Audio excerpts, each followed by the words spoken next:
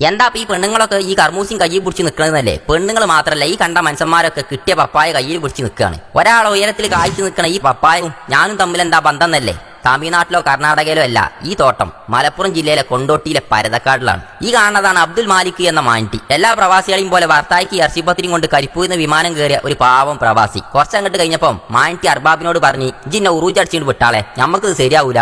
നാട്ടിക്ക് വന്ന് ഈ കാണുന്ന അളിയൻ സമീറിനെയും കൂട്ടി കുറച്ച് നിലം വാങ്ങി അതിൽ രാവിലെയും വൈകുന്നേരവും ഇല്ലാതെ കെട്ടിയോളും മാൻറ്റിയും കൊത്തി കളിച്ചുണ്ടാക്കിയ പപ്പായ തോട്ടത്തിന്റെ കഥയാണിത്. തമിഴ്നാട്ടിലും കർണാടകയിലൊക്കെ ഇത് കൃഷി ചെയ്യാൻ പറ്റുള്ളൂ എന്നല്ല നിങ്ങളെ വിചാരം? നമ്മളെ നാട്ടിലും ഈ കൃഷിയൊക്കെ സിമ്പിളായി ചെയ്യാം. നയിച്ചാള മനസ്സും ധൈര്യം ഉണ്ടെങ്കിൽ മലപ്പുറത്തിന്റെ മണ്ണിലും പൊന്നിന്റെ നിറമുള്ള പപ്പായ കൃഷി വിജയിക്കുന്നു തെളിയിക്കുകയാണ് മികച്ച കൃഷിക്കാരനുള്ള അവാർഡ് വരെ കിട്ടിയ നമ്മളെ മാൻറ്റി എന്ന മാലിക്ക്. ഇങ്ങോട്ട് നോക്കി, കാണാൻ തന്നെ എന്താ റങ്ക്. ചെറിയ ചെറിയ വലിപ്പത്തിലുള്ള മരങ്ങൾ, അതിന് നേരത്തിനിടാനുള്ളതൊക്കെ ഇട്ട് കൊടുത്ത് വലുതായപ്പം 6 മാസം കൊണ്ട് പറിച്ചെടുക്കാനായിന്. ഓരോന്നിനും വെള്ളം വളം ഒക്കെ കൊടുത്ത് കൊത്താതക്കാൻ വേണ്ടി കെട്ടിപ്പൊതിഞ്ഞു വെക്കും.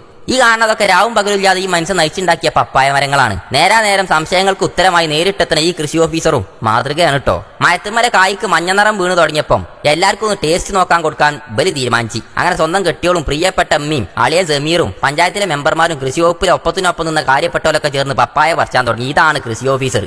തിരിച്ച് പൊട്ടിച്ചുമ്പം 37 മാൻറ്റിക്ക് കൊടുത്ത ധൈര്യത്തിന്റെ മധുരാണ് ഈ കാണുന്നത്. അങ്ങനെ ഈ കാണുന്ന മരത്തുമെന്നൊക്കെ പപ്പായ പറിച്ചാൻ തുടങ്ങി. ഈ മനുഷ്യനത് മുറിച്ചാൻ തുടങ്ങി. എന്താ ഇതിന്റെ ഒരു ചോപ്പ്? മുറിച്ചു വെച്ച മിസ്റ്റർ കർമൂസനെ തിന്നു നോക്കിയപ്പം മധുരം കൊണ്ട് തൊള്ളേ കൂടെ കപ്പലങ്ങോട്ട് പായും. വായക്കൊല, പൂള, ചേമ്പ്, ചേന, അല്ലറ ചില്ലറ കൃഷികൾ വേറെയുണ്ട് ഈ പറമ്പിൽ. എനിക്കും കിട്ടി നല്ല മഞ്ഞ നിറത്തിലുള്ള ഒരു കിടക്കാച്ചി കർമൂസ. തത്തമ്മ ചുണ്ടു പോലുള്ള ഈ കർമൂസ ഏതോ കിളി കൊത്തിയതാണ്.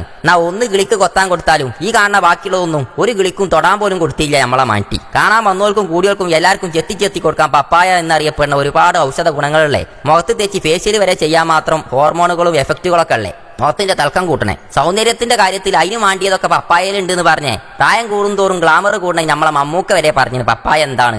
മലപ്പുറം നാട്ടില് ഇതിന് കറൂത്തായി കർമൂസ എന്നൊക്കെ പറയലുണ്ട്. നിങ്ങളെ നാട്ടിൽ എന്താ അതിന് പറയില്ല പറഞ്ഞോളിട്ടോ. അത് പറയാനുള്ള കാരണം ഇതിങ്ങോട്ട് പൊട്ടിച്ചുമ്പോ ഒരു വെളുത്ത കറ ഒഴിച്ചു അത് കല്ലുമ്മൽ ഒരൊറ്റ ഒരുതരരുതിയിട്ടാണ് പിന്നെ എടുക്കല്. പച്ച കർമൂസ പറിച്ചാൽ അരിഞ്ഞിപ്പേരി വെക്കാം, നല്ല തേങ്ങ അരിച്ച് ചാറും വെക്കാം. പൗത്തതാണെങ്കിലോ നല്ലോണം കടിച്ചു മുറിച്ച് തിന്നാം. അതും അല്ലെങ്കിൽ കട്ടപ്പാലും കൂട്ടി കട്ടക്കടിച്ച് നല്ലൊരു ജ്യൂസും ഉണ്ടാക്കാം. ഇനി ഫേഷ്യൽ ചെയ്യണമെങ്കിൽ അതും ചെയ്യാം. തമിഴ്നാട്ടിലും കർണാടകയിലൊക്കെ ഇത് ഉണ്ടാവുള്ളൂ തെറ്റിദ്ധരിച്ചണ്ട. ഉണ്ടാക്കാനുള്ള മനസ്സുണ്ടെങ്കിൽ നിങ്ങളെ മുറ്റത്തും പറമ്പിലും ഇത് ഉണ്ടാവും. ഗൾഫിൽ നിന്ന് പ്രതീക്ഷ കൈവിട്ട് നാട്ടിൽ വന്നപ്പം പ്രതീക്ഷ കൈവിടാതെ പ്രകൃതി മൂപ്പര അധ്വാനത്തിന് കൊടുത്ത അംഗീകാരമാണ് ഈ കാണുന്നത്. ഇജാതി കർഷകർക്ക് തമിഴ്നാട്ടിലും കർണാടകയിലൊക്കെ കൃഷി വകുപ്പ് കൊടുക്കണ മാതിരി നല്ല ആനുകൂല്യങ്ങളും പ്രോത്സാഹനങ്ങളും കൊടുത്താൽ നമ്മളെ കേരളവും ഇവിടുത്തെ മണ്ണും പൊന്ന് വളയും പോലെ കൃഷി വളയും. പുതിയ കൃഷിക്കാരും നിറയും. മാൻറ്റിന്റെ അധ്വാനത്തിന് ഇട്ടോളി ഒരു ലേക്ക്. മറ്റൊരു സ്ഥലത്ത് മറ്റൊരു വീഡിയോ ആയിട്ട് വീണ്ടും കാണാം.